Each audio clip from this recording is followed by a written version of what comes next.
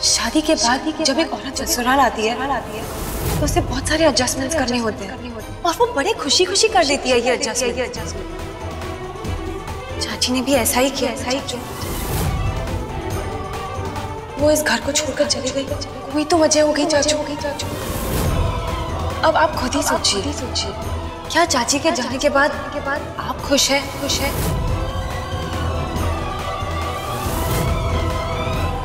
जिन्हें मुझे रोकना चाहिए वो तो कुछ बोल ही नहीं रहे, तो मैं क्यों रुकूं? मेरी क्या गलती है?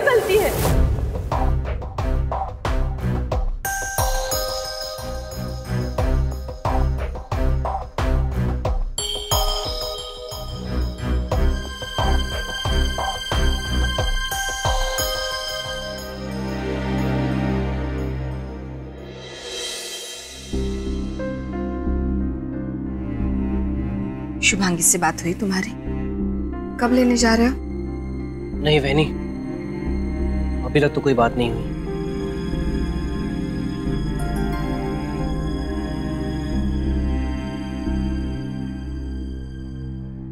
इसमें इतनी सोचने वाली क्या बात है शरद? पत्नी है वो तुम्हारी। देखो बेटा, पति पत्नी में नोक झोंक, लड़ाई झगड़ा, रूठना मनाना होता रहता है, वो सब एक जगह। तुम दोनों मैच्योर्ड हो, 13 साल हो चुके हैं तुम्हारी शादीशुदा जिंदगी को। शरद, मुझे सब बोलना नहीं चाहिए, अच्छा नहीं लगता,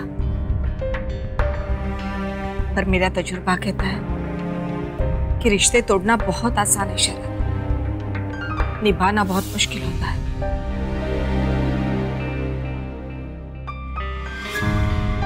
और हम हमेशा आसान रिश्ते चुनते हैं जिसके लिए हमें पछताना पड़ता है।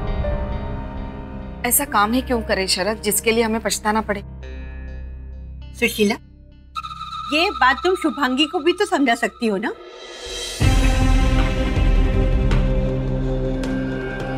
वो भी सारी बातें समझ के शरद को फोन कर सकती है।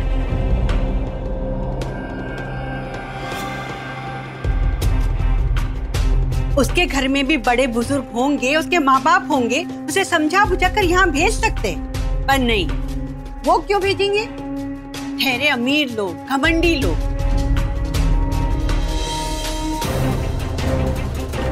उन्हें तो लगता होगा कि सारी गलती शरद की है। उनकी बेटी तो बहुत भोली भाली है। मौसी, आप क्यों दोनों के रिश्ते को तोड़ने पे तुली हो?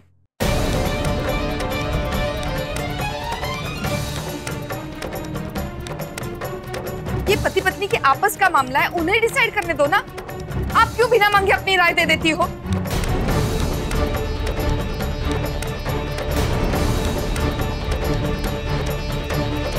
मुझे तो कभी कभी लगता है कि आप अपने बेटे की खुशी नहीं देख पाई ना, इसलिए दूसरों की खुशी नहीं देख सकती है।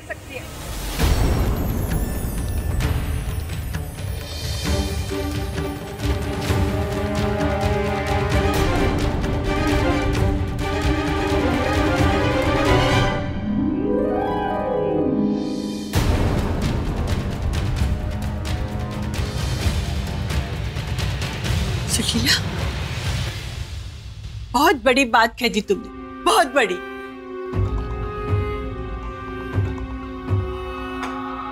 शरद मेरा बेटा जैसा है, मैं क्यों इसका घर बिगाड़ूंगी? मैं क्यों इसका घर तोड़ना चाहूंगी? बेटे जैसा है, बेटा तो नहीं है ना आपका? नहीं, आप इस बात को यहीं पे खत्म कर दीजिए, नहीं तो मौसी का बीपी बढ़ जाएगा।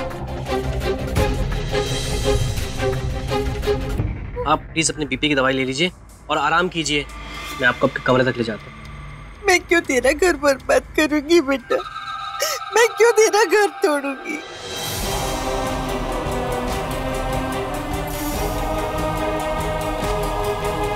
शरद क्यों इतनी जिद कर रहा है? ज्यादा देर करना ठीक बात नहीं है। अब मैं कैसे समझाऊं इसे?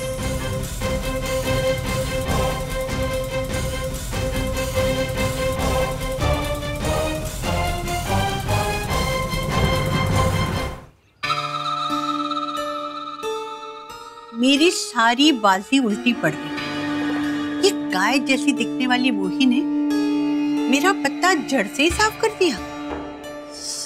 और ये सतीश, जिसे मैं अपने फायदे के लिए लाई थी, अरे उसने तो हद ही कर दी।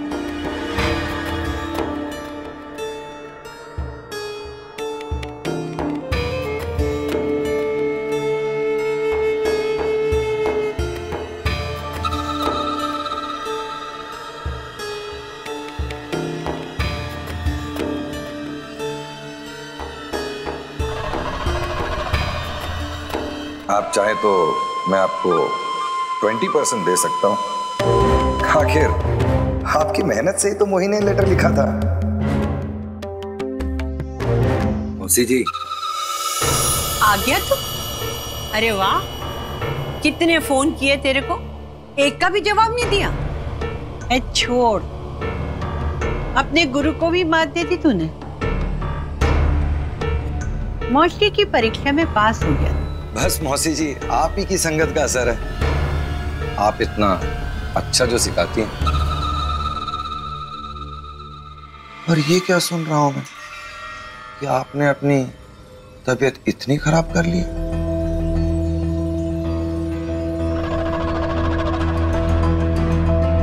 तबीयत वाकई में खराब है या फिर कोई ड्रामा? कितना शाना है रे तू, मौसी की हर चाल को समझ जाता है। लेकिन बेटा, इतना शाना होना भी ना सेहत के लिए अच्छा नहीं है। आप अपनी सेहत की सोचो। अब तक तो आप भी जान चुकी हैं कि मुझसे हाथ मिलाने के अलावा आपके पास कोई चारा भी तो नहीं है।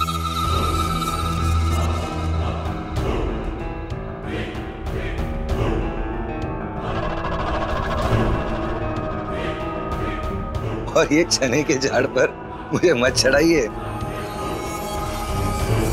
आपके जाल में मैं फंसने वाला नहीं हूं। हाँ, तुझे फंसा के अब कोई फायदा भी नहीं है। लेकिन बेटा एक बात याद रख, बेईमानी के धंधे में ईमानदार होना बहुत जरूरी है। क्योंकि कल को अगर तू फंस गया ना, तो ये मौसी ही तुझे बचाएगी। मैं क्यों फंसूंगा? फंसने वाली बात कहाँ है? मेरा प्लान फूल प्रूफ है। आप अपनी सोचिए। बेटा, वो गुनाहगार को हमेशा लगता है कि उसने कोई सबूत नहीं छोड़ा है, पर गलत है। मैंने भी तो सबूत छोड़ा ना। अरे बहुत लापरवाही बरती मैंने। तुझ जैसे पे भरोसा कर लिया, बहुत विश्वास कर लिया। गलत किया रे, गलत किया। ये चिट्ठी छुपाना कोई बड़ी बात नहीं थी। ऐसी जगह छुपाती ना कि तेरी 7 पुश्तें भी ढूंढ नहीं पाती। अब जो हुआ सो हुआ, मिट्टी डाल उस पे, सब भूल जा। वो चिट्ठी दे दे, वो मोही की चिट्ठी तेरे पास है ना? हाँ, दे दे। अब तक तो है, पर जल्द ही अपने सही जगह पे पहुंच जाएगा।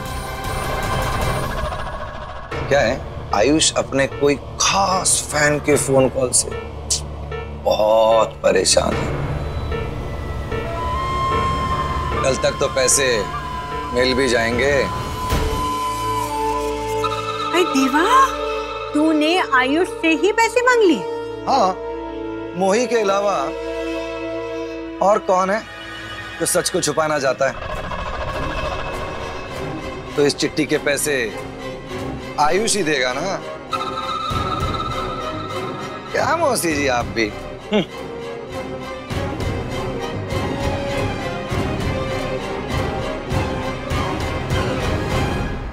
बड़ा खतरा मोल लिया है तूने सतीश। मोही तो एक लड़की थी, फिर भी भारी पड़ रही थी। अब आयुष से पंगा लेकर कहाँ भागेगा? हे विठला, हे विठला।